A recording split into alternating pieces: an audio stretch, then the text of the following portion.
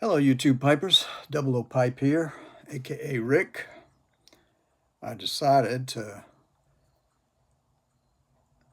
do this, I believe, was my emerald cob, but they said they were out of the emerald stems, so I got this yucky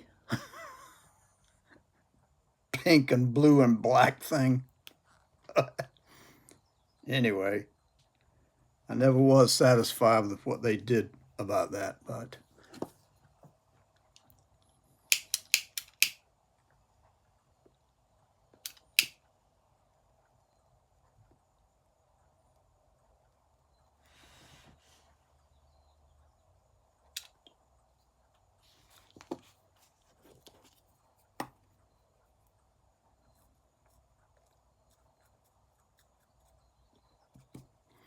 I filled it up at Carter Hall. I found another jar that I had back there, so I'm stocked up on Carter Hall for a little bit. Got a beverage.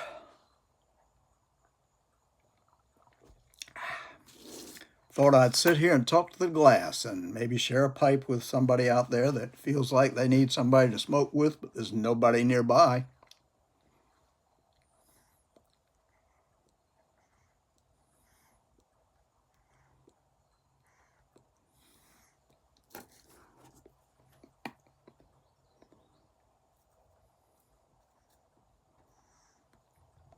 Nope.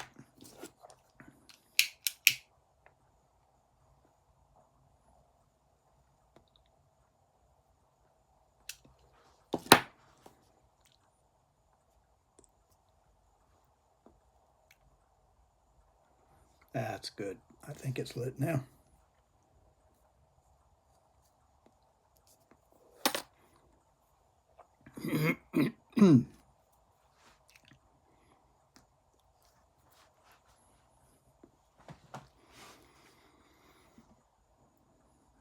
I had a couple of conversations yesterday that kind of bothered me. One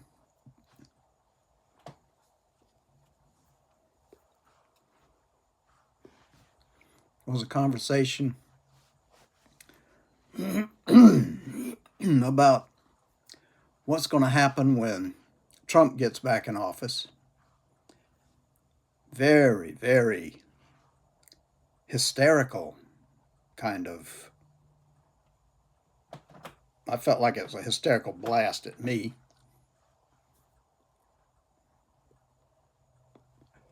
That he's going to do this and that, and it's going to just upset the whole country. And I'm thinking to myself, whoa, calm down. Calm down. He can't do much worse than what this man who's in office now has done. Well, that was the first one. The second one, I was talking, I mentioned that I was in the military during the Vietnam, or during the war, just during the war. And this person came back with, what war? I said, the Vietnam War. Don't you know about the Vietnam War? No, I hadn't heard of that. I was thinking to myself, you're around 45 years of age. If anybody should have at least heard about Vietnam, you should have. Well, both of those things just addled me for a while. And I was thinking about it.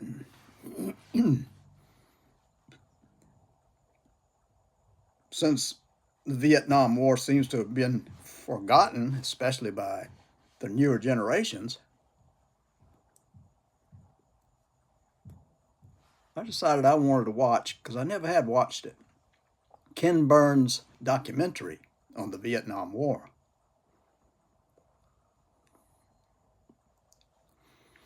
And I don't know if you guys have watched it or not,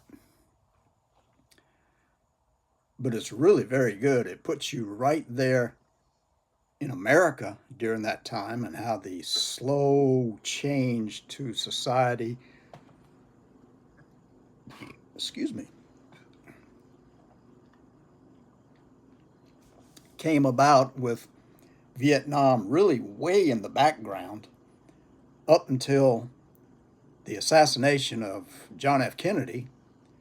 And then everything just, not slowly like it was, but began to unravel and crumble practically before your eyes.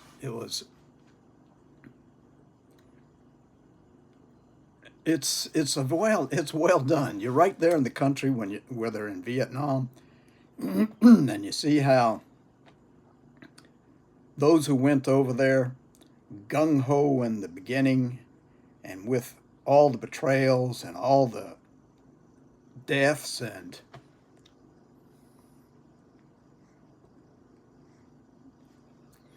how the fighting men became changed as society changed, and the Vietnam anti-war protests, how that altered the younger generation, how traditions that had been with us for generations, not just a generation, but generations, were being tossed. So that the glue that kind of held us together back when I was growing up was kind of being washed away. Well,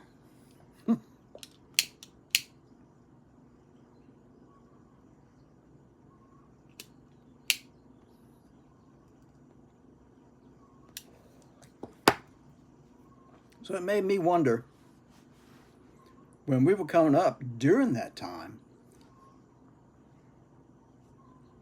now we were on the East Coast, not on the West Coast, where all the really big changes were going on and going on very fast. Usually it took a couple of years for things to trickle down to the East Coast, where you had the magnitude of change that just popped up over there.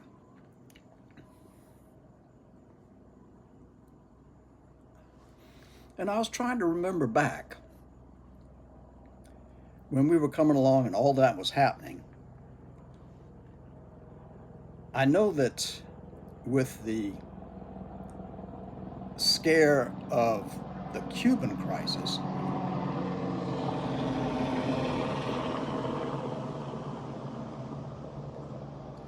we felt like the world was going to be lava within a few months, the way things were going.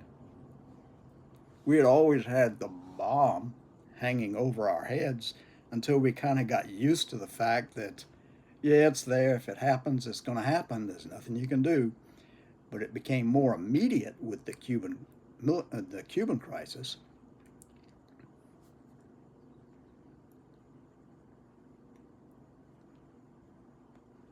And after that, the assassination of JFK.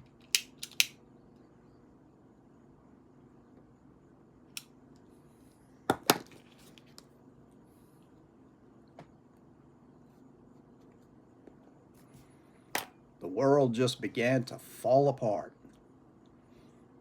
And that's what I began to wonder about. Now, we knew that society was coming apart at the seams, but I don't think we ever got hysterical about it. Maybe it's because it happened kind of slowly and just sped up a little bit after that, and we were already in our lives trying to make our way in the society as it was developing. I don't know. But it just didn't seem like there was this overwhelming fear inside of us when we were coming up. And I look at some of these people, I don't know whether it's because we still had attachments to friends and family And now those attachments, because family seems to be spreading across the country. I mean, my kids, one's on the other side of the continent, and the other's like 25 miles away, might as well be on the other side of the continent.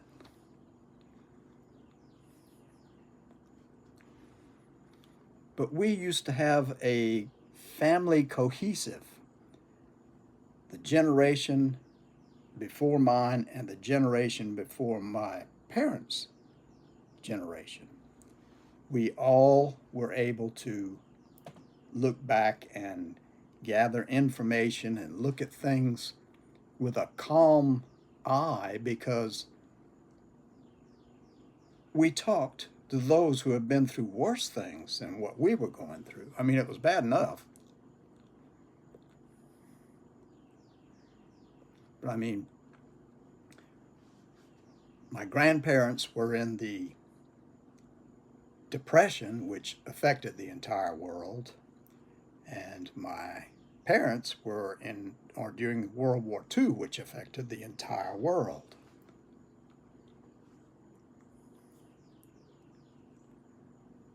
But I think with the internet and with cell phones, where we're all glued to those, we don't have the cohesive factor of family because family has died out. I mean, in a few years, I'll be gone.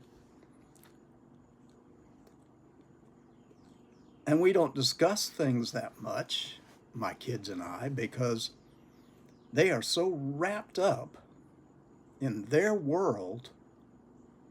I mean, when my son comes over, we'll watch some movies on the television, and while I'm watching the movie, he's over there engrossed in his phone. I mean, there's no real connection anymore. And I think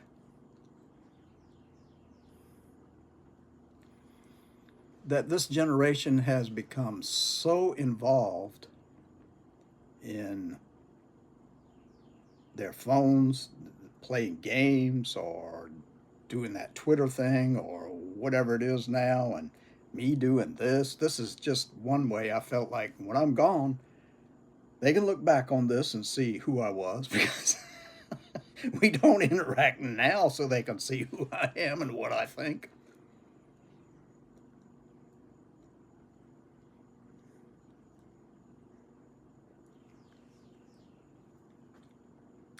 But I feel like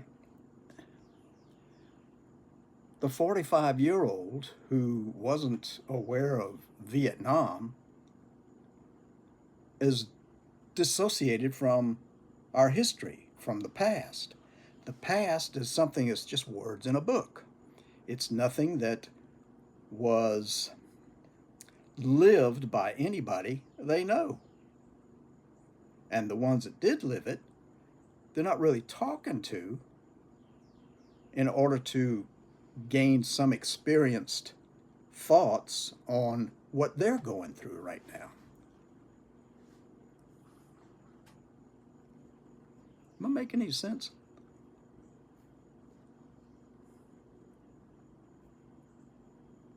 So I tried to explain this, but I don't know that it came across very well because there's a fear factor in the voice I heard that was coming across at me like, all this is going to happen if he gets into office. Our world's going to be ruined. And I'm thinking to myself, your world's ruined. What do you think happened whenever the president that we had in office was shot right in front of our eyes practically in November of '63? It was like a coup had been staged, and this guy who took over just went nuts. Did so many things. Ugh. So anyway, I don't know how to get this generation to back away from the news, because the news is not really news like we used to have. I mean, they would give us the facts and let us make up our own mind. Now it's like entertainment, and their entertainment is to make everybody that watches afraid so that they will come back and watch the next time they have something to say. And fear seems to be the one thing that they push out onto the public. I've never seen so much angst.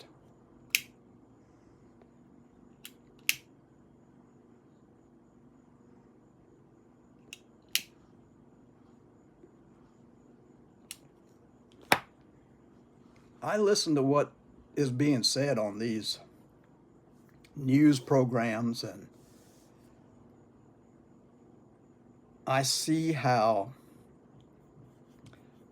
some news networks seem to parrot the same thing as other, not affiliated, but similar strain that goes through their news, which is not really news, it's just opinion. I mean, we used to have the news, and then we would have a commentator who would give his opinion, and now everybody just gives their opinion, and they don't know what the hell they're talking about half the time. It's just fear-mongering. They want us to be afraid all the time so that it kind of separates us, because, like I say, there's no cohesion between family, friends.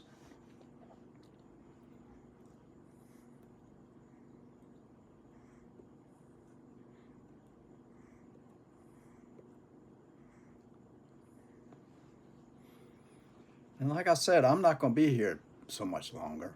I mean, I'm 78 years old.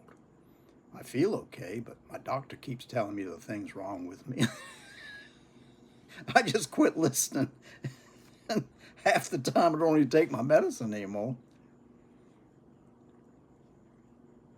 But I just began to wonder about that after just these two conversations. They worried me, because I see a generation out there that's not able to put facts together, because they're not given facts. They're given opinions, and they accept the opinions. And if the opinions are just fearful things repeated, how are you going to get away from the fear? If you don't have God in your life, if Jesus isn't in your life, and you can't say, I'm not going to listen to all that. I believe in my God, and I believe He's with me, and He will show me the way through anything. So that the fear that they plaster through those programs, and the ideas that they put across through their movies and stories aren't stories anymore. Stories are just platforms for propaganda. And I don't like any of that anymore. I go back to the old shows from TV and enjoy just the entertainment of those shows. I don't watch any more of the newer movies or anything else, because I don't want to have any of that stuff that they're talking about that I don't agree with even enter into my head, so that it just might in the background start saying, maybe they're right. I don't want that.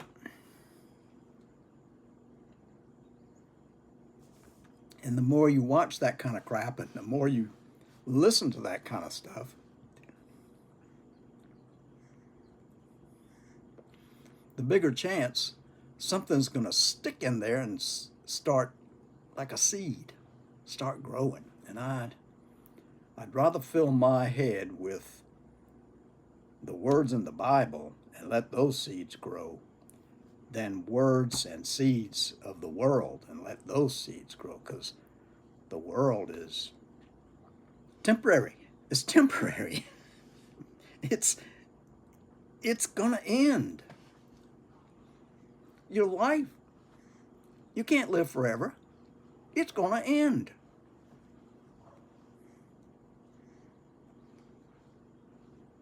And you need to be looking at things through eternity rather than what's happening right now. And I'm concerned for that generation, because like I say, they won't listen, or they don't listen. I don't know that they won't. They're involved in their phones. They're involved in themselves. I mean, they're just self-absorbed. And when they look out at the world, they look at it in fear. When we were growing up, we looked with optimism to what we could do and how we could do something for society and for our fellow person. Everybody's afraid of everybody now. I don't know. Unfortunately, I don't have an answer.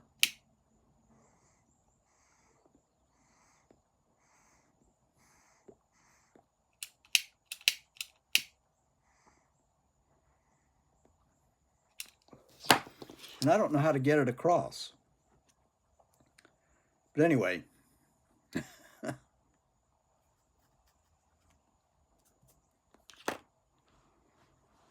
there's nothing my words are going to say to change anything.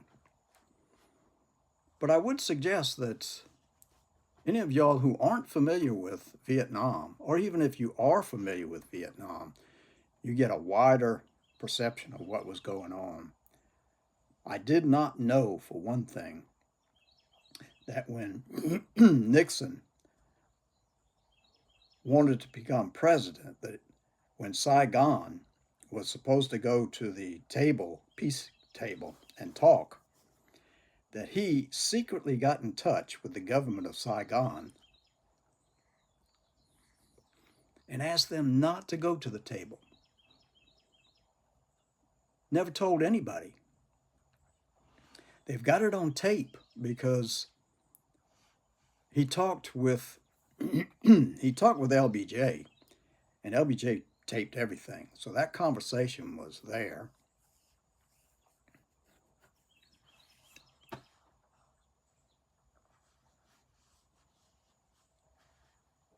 And LBJ knew that he had done this because in another taped conversation, he had it on good faith from somebody else what Nixon had done. Though Nixon, when he talked to LBJ, he lied to him and said he would never do anything like that. And I never heard any of this, but that they could have put him up for treason, because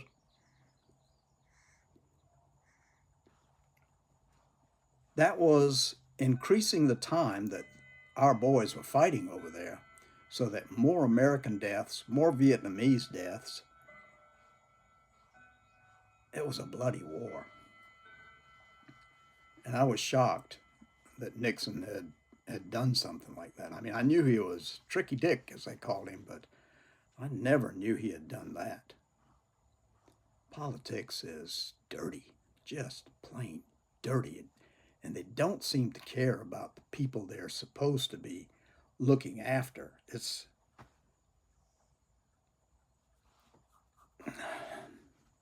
forgive me. I'm just going on and on here. I got onto a topic I probably shouldn't have gotten on, but I was just overwhelmed by those two conversations I had yesterday, and they kind of coincided into something that made me start thinking about all this, and I felt like I had to talk about it. And who better to talk to but the glass with a pipe, sharing that with someone out there who may be would like to listen to something like this. I don't know. If I'm boring you or if I'm in territory where you don't want anything to do with it, just cut me off. You don't have to listen to me because I'm just a guy. I'm just an old guy who's trying to put things together at the end of his life. Anyway, thank you for listening. All of you who stayed this long, if you stayed this long. I, I appreciate you sharing a pipe and possibly sharing a beverage.